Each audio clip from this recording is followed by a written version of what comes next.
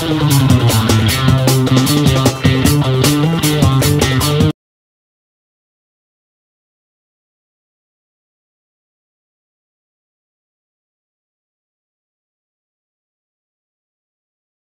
guys, and we are here today with another very awesome deck profile. We have here another Nekroz deck profile. This deck is coming out very soon, and so this is what I have put together because I feel it is the fastest, the best, but I don't want to focus too much necessarily on the main deck. I want to focus more on the side deck and what's going to be in the side. How is this deck going to respond to what's already out there? But for those of you who are new to Nekroz, or Nekroz, depending on who you are, I shall go through everything. One Gishki chain, only running one because you pretty much want to have a level 4 monster, specifically one of the searchers, because if you can get out your level 4 monster, search, and then make Unicorn, you can make a level chain, and then drop a Jin, so you get to go really plus, and I'll talk all about that combo once I get to level chain.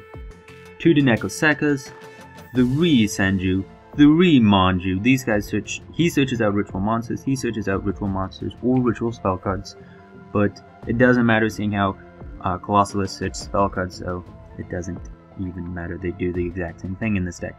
3 Jins, no Tuagates. We're not running into Tuagates because again, a level chain, and I feel like this deck can get to them easy enough. Not 3, only 2 Shrits. Shrit is very important to deck, specifically with cycles.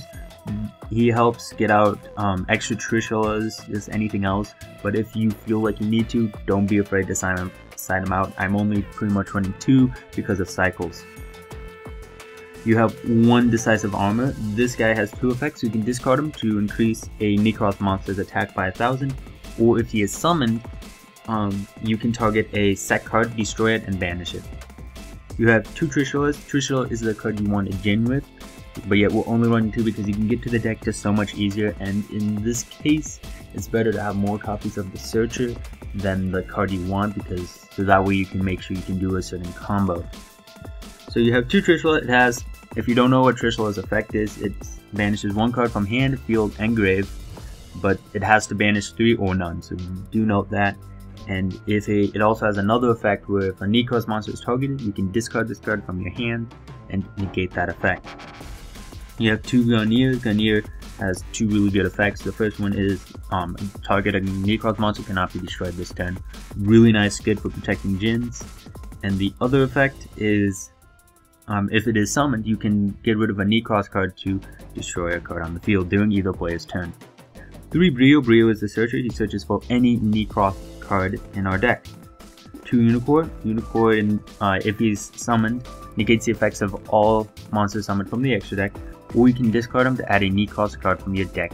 Not from your deck, add a Nekroz card from your grave to your hand. 3 Colossalist, which searches out a ritual spell card from your deck, but also has a really good effect, and I really like to use cycles with them, where you can, if he's summoned, you can target an extra deck monster, reduce its attack to 0, and negate its effects. So that he is really good in that aspect, and you can also Jin with him. So because he is level 3 and Jin is level 3, so it makes it very easy and a very powerful card to have Jin with. 1 Rejeki just to clear a field, because after you Jin, you pretty much want to go for game as quickly as possible. And having Rejeki sometimes it's like, sweet, I don't have to banish that monster, I can just banish back row instead. 1 Foolish, this is our searcher for Jin, and if necessary can be sided out. 3 Preps, Preparation of Rites, adds 1 level 7 or lower ritual monster from your deck to hand. So you pretty much have access to all of these because Brio is level 6 and Brio can search your level 9 and 10 monster if necessary. And if you have, but you don't need to have, a ritual spell card engraved, you can add that to hand. And then 4 ritual spells, you run 2 Examute. This card lets you banish from graves, banish Nekroz monsters from graves to also be part of the ritual summon, so that is really good. Collider lets you use your extra deck, and Cycles lets you ritual summon from the grave. And then we run 1 Snatch Steal and 2 War Decrees. And that is the main deck. Again, if you're going to side cards out Shrits, you should have at least 1 Shrit just in case. But yeah, Shrit and Illusion and even Foolish if necessary, because sometimes you don't need Foolish, you just need to get like Revolver Chain. If you open up with Foolish, then you could maybe go, okay, I don't need to make Revolver Chain, I'll just sit on Unicorn, and it can put a lot of hurt on your opponent. So sometimes having that Foolish is good, but it's not necessary. And let's go on to the extra deck. 1 Quasar. These Synchro Monsters are all for Clydomir, just for the different situations.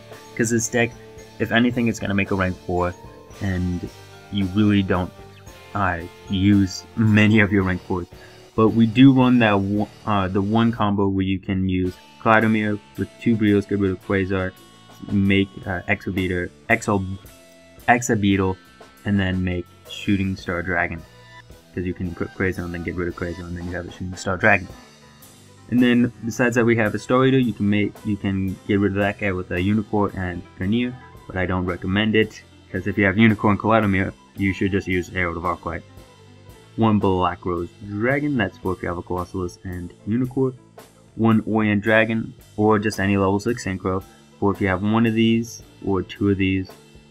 And then 2 Heralds of Arclight. These are what you're mainly using with Clydomir, so that way you can summon Unicorn. Because Herald of Arclight has the effect where if it's sent to the graveyard, you can search 1 ritual spell or ritual monster card from your deck. And then Exabeetle. I don't know why I keep on saying Exit. Exabeetle. When this card is XC summoned, target 1 monster near the player's grave, Quasar. Equip that target to this card, it gains attack and defense equal to half, so it gains 2000 attack. Once per turn, you can detach 1 X-Ray Meter, target 1 face-up card on each side of the field, send those targets to the graveyard. Quasar will then get his effect when this card leaves the field, special summon 1 Shooting Star Dragon from your extra deck. So you'd be left with this 2000 beater. No, not 2000 beater, he's only at 1000 attack, and Shooting Star Dragon. And then 4 rank 4s, 101, Castel, Exciton Knight, and your main one, you have Revolver Chain.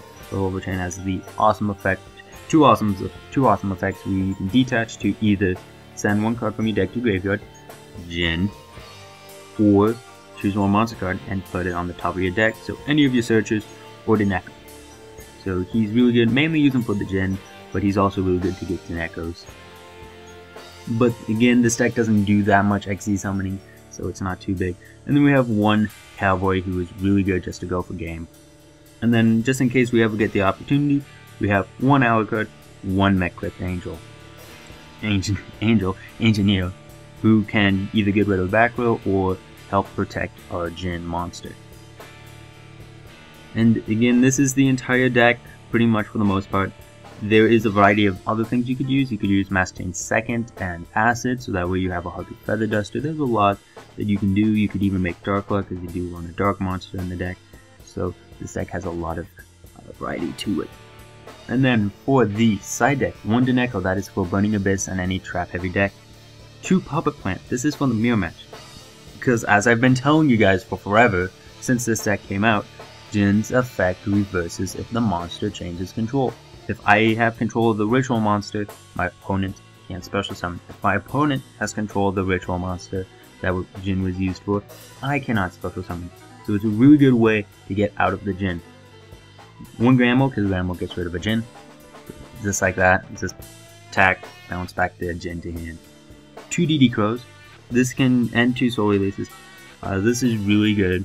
Specifically Nekroz, because both of them can be used in other matchups such as Burning Abyss, Shaddolls, or anything else that is too important. But yet the really awesome thing specifically with Nekroz is that if they activate Exomir and they have, like, let's say a Brio and a Jin, you can chain Nekroz and get rid of the Jin, and then they might not either be able to summon or they'd have to summon something else, because maybe they have a Brio in hand and they have a Brio in grave. They have to summon that Brio now.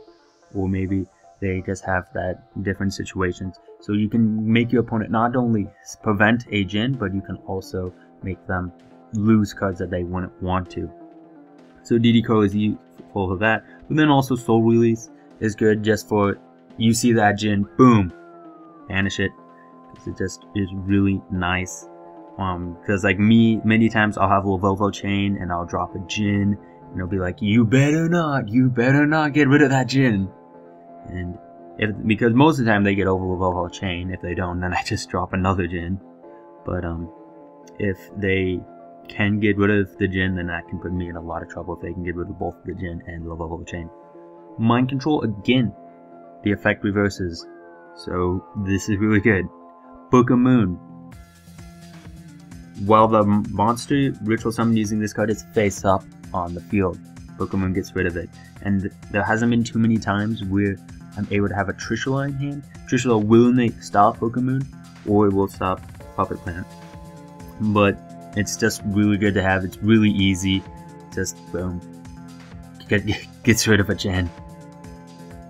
And then for a variety of different mirror match, we have 3 Fairy Wind. I chose Fairy Wind over Spell Shattering Arrow because of Skill Drain. Skill Drain really hurts this deck a lot, and I know I run 2 Royal Decrees, but sometimes that isn't enough against Colorforts. So Fairy Wind is really good to get rid of skill drains, and it still gets rid of pendulums and stuff, so it's really good to just have this. And also for both the Mirror Match and Clifforts or any pendulum deck, you have Curse Seal or the Forbidding spell.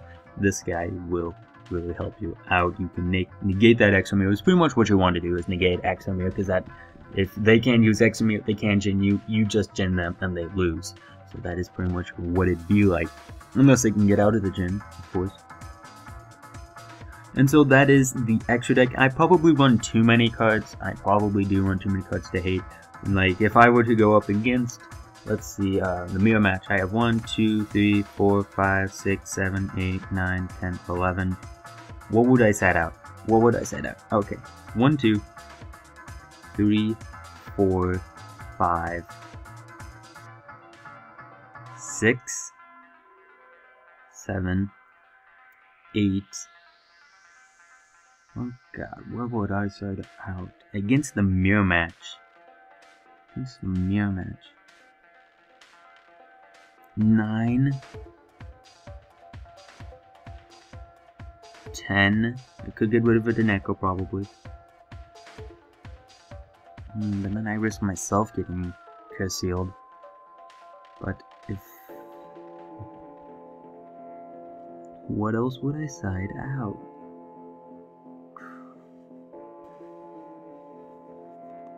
Don't want to side out too many. Did I side out Gishki Chain? I can't remember.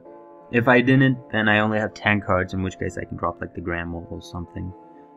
But if that was my 11th card, then that was the 11 cards that I'd be siding out for the Mirror Match. And yeah, I probably have too many cards for one deck to have in the side deck for one matchup.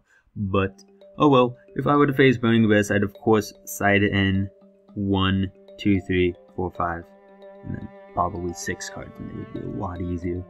I could side in Puppet Plants for the Dantes, and Dantes arguably isn't too horrible, because if I mill a Jin, that's really good, but I don't think I'd want to do that, because if I mill Trishulas, if I mill Preps, if I mill anything that isn't a Jin, or Ritual Spell card, because milling those and then activating Prep is like, yeah. But that is just the deck. Tell me what you guys think of the side deck, and yeah, once I can get Sophia onto whichever one, Yuga Pro, Dev Pro, Dawn of a New Era, whichever one updates first and gives me that Sophia, there will be a deck profile. And I heard she works really well with Sophia's, so I will be trying out those as well. If I don't actually get Sophia, then I might just do a Sophia deck profile, and then I do another one with Sophia. Not sure if I'm going to do a Clifford, because I don't really like Cliffords, but that is that. And yeah, thank you guys for watching. Again, if you think this deck is horrible, or if you think this deck is beautiful, or you think I'm being an idiot and that I shouldn't play a child's card game, then leave that in the comment, give this video a like, and maybe even subscribe. Thank you guys for watching. See you guys later. Bye.